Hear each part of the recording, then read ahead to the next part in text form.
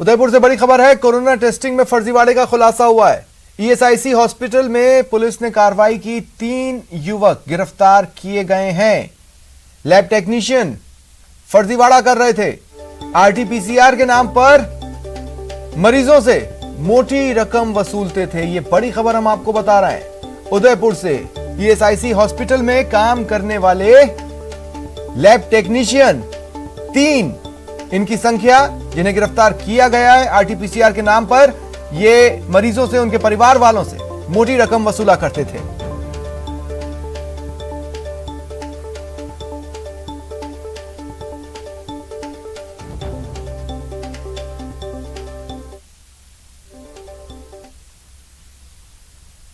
और इस वक्त की बड़ी खबर है, वैक्सीन के लिए राजस्थान ने ग्लोबल टेंडर निकाला है। ग्लोबल टेंडर के लिए कंपनियों को 7 दिन का समय दिया है।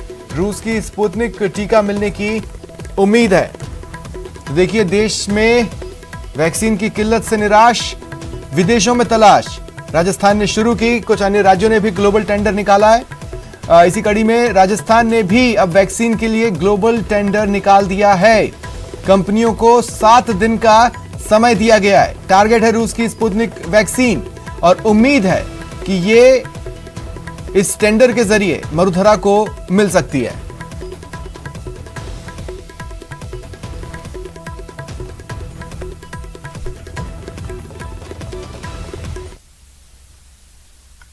आज किसानों को सम्मान निधि की 8वीं किश्त मिली। 8वीं किश्त को आज पीएम मोदी ने जारी किया। इस दौरान वीडियो कॉन्फ्रेंसिंग के जरिए किसानों से चर्चा भी की, कोरोना पर भी बात हुई। प्रधानमंत्री नरेंद्र मोदी ने इस किसान सम्मान निधि की 8वीं किस्त जारी की। इस दौरान पीएम मोदी ने किसानों से चर्चा भी की। इस चर्चा में पीएम मोदी ने खेती किसानी के अलावा कोरोना का मुद्दा भी उठाया। पीएम ने किसानों से क्या कहा वो आपको बताएंगे। पहले किसान सम्मान निधि के बारे में जान लीजिए। पीएम ने 9 करोड़ 50 लाख लाभार्थी किसानों के लिए 19,000 करोड़ रुपए से अधिक की राशि जारी कर दी। ये राशि लाभार्थी किसानों के खाते में सीधे ट्रांसफर हुए। पीएम मोदी ने राशि जारी करते हुए किसानों से कोरोना पर बात की, जिसमें पीएम ने कहा कि इस कठिन समय में सरकार लोगों के साथ है और कोरोना की लड़ाई में सरकार संसाधनों की कमी को तेजी से दूर करने में जुटी है। कोरोना की सेकंड वेव से मुकाबले में संसाधनों से जुड़े जो भी गतिरोध थे वो तेजी से दूर किए जा रहे हैं। युद्ध स्तर पर काम करने का प्रयास हो रहा है। इस चर्चा में पीएम मोदी ने संकट काल में जरूरी दवाइयों की कालाबाजारी का मुद्दा भी उठाया और राज्य सरकारों से कालाबाजारी करने वालों पर कार्रवाई करने की अपील की। इस संकट के समय में दवाइयां और जरूरी वस्तुओं की जमाखोरी और कालाबाजारी में भी कुछ लोग अपने निहित स्वार्थ के कारण लगे हुए हैं।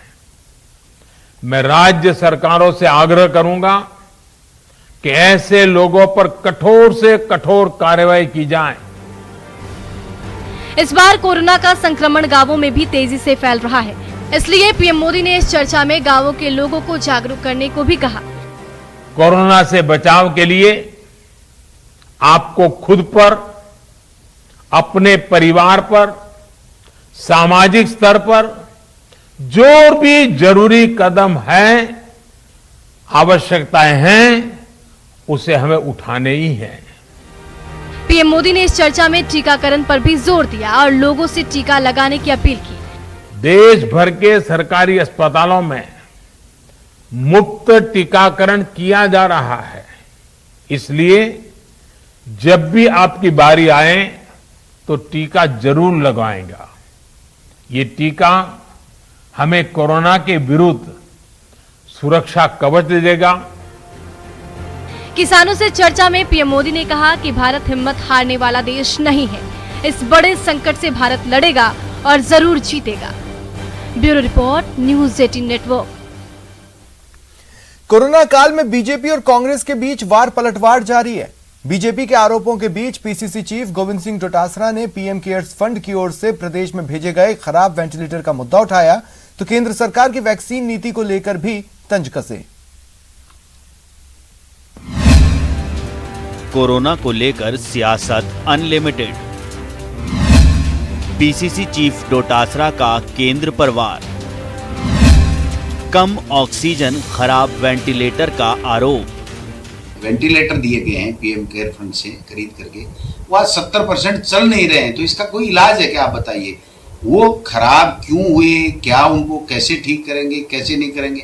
हमारी सरकार ने लिख के दे दिया कि साहब ये इंस्टॉल नहीं हो रहे हैं, चल नहीं रहे हैं, ये जितनी पंपिंग करना चाहिए, जितनी ऑक्सीजन देना चाहिए, जितना सपोर्ट देना चाहिए मरीज को, वो नहीं दे पा रहा है। कोरोना पर बीजेपी कांग्रेस के बीच आरोप प्रत्यारोप का सिलसिला जारी है। सीएम अशोक गहलोत के केंद्र से मिले खराब वेंटिलेटर्स का मामला उठाने के बाद पूरी कांग्रेस इसे लेकर मुखर हो गई है। कांग्रेस प्रदेश अध्यक्ष गोविंद सिंह डोटासरा ने खराब वेंटिलेटर्स के साथ ही ऑक्सीजन और दवाइयों की कमी के मसले पर विपक्ष और केंद्र सरकार पर हमला बोला है, तो केंद्र सरकार के वैक्सीन मैनेजमेंट पर भी सवाल उठाए हैं। क्यों नहीं वैक्सीन को खुला कर रहे हैं अंतर्राष्ट्रीय? जब बाजार से ग्लोबल टेंडर से हम वैक्सीन लेने की बात करें तो हमारे यहाँ जो निर्माता कंपनियां हैं वो आवेदन कर रखा है, उनको क्यों नहीं लाइसेंस दे रहे हैं? क्यों 3 ही कंपनियों को लाइसेंस दिया जा रहा है? क्यों वो जो सीरम वगैरह जो संस्थाएं वो 10% इंडिया में रख के 90% के दूसरों से टेंडर कर चुके हैं? वहीं कांग्रेस ने वैक्सीन के ग्लोबल टेंडर के मसले पर भी केंद्र सरकार पर निशाना साधा है। डोटासरा ने कहा कि प्रधानमंत्री को वैक्सीन के ग्लोबल टेंडर का फैसला लेना चाहिए था। लोगों से वैक्सीन लगवाने की अपील तो की जा रही है, लेकिन वैक्सीन उपलब्ध हो तो लोग वैक्सीन लगवाएं। क्यों वो जो सीरम वगैरह जो संस्थाएं वो 10% इंडिया में रख के 90% के दूसरों से टेंडर कर चुके हैं? ये चीजें तो देश के प्रधानमंत्री और केंद्र सरकार को देखनी है, हमारे राज्य सरकार के बस में नहीं है। राज्य सरकार के बस में लोगों के लिए सुविधाएं, बेड्स और जो दवाइयाँ उपलब्ध हैं, जो ऑक्सीजन आती है उसका सही तरीके से वितरण करना, लोगों की जान बचाना। पीसीसी चीफ ने महामारी के वक्त भी बीजेपी की तरफ से सियासत को लेकर सवाल उठाए। डोटासरा ने कहा कि बीजेपी प्रदेश अध्यक्ष सतीश पूनिया को अपने सांसदों और केंद्रीय मंत्रियों के साथ केंद्र सरकार से बात कर जनता के हित की आवाज उठानी चाहिए।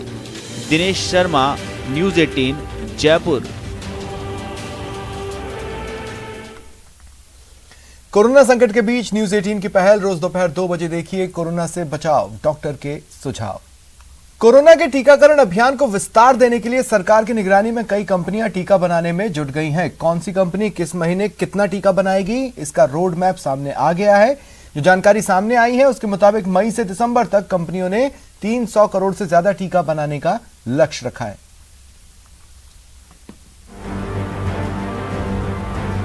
देश में कोरोना के खिलाफ लड़ाई में वैक्सीन एक अहम हथियार है। इस हथियार का एक रोड मैप भी सामने आया है, जिसमें कई कंपनियों को सरकार ने वैक्सीन उत्पादन के लिए इजाजत दी है।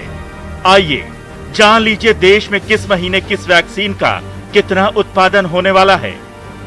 कोविशील्ड मई में 6.5 करोड़, जून में 6.5 करोड़, जुलाई में 7 करोड़, अगस्त में 11.5 करोड़, नवंबर में 11.5 करोड़ और दिसंबर में 11.5 करोड़ वैक्सीन का उत्पादन करेगी।